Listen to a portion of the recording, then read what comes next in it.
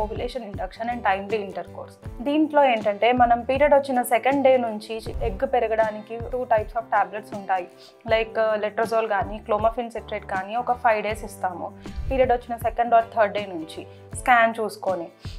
దాంతో ఈ టాబ్లెట్స్తో గుడ్డు అనేది ఎలా పెరుగుతుందో ఒకసారి 9th day చూడడం, అలాగే 12th day చూడడం అలా చేస్తుంటాం.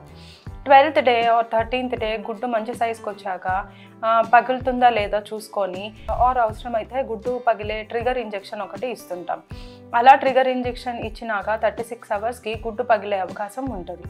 So almost around 10th or 11th day నుంచి వాళ్ళని ఒక 6-7 days పాటు ఆల్టర్నేట్ డే ఇంటర్కోర్స్లో ఉండమని చెప్తాం.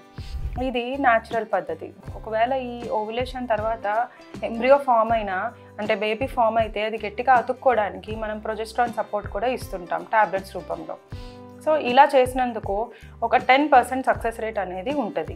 దీనికి మెయిన్ క్రైటీరియా వచ్చేసి ట్యూబ్స్ అంటే ఫాలోపియన్ ట్యూబ్స్ అంటారు, అవి క్లియర్గా ఉండాలి. సో ట్యూబ్ టెస్ట్ చేసుకొని అది క్లియర్గా ఉన్నాకే ఈ పద్ధతి మనం ట్రై చేయాలి.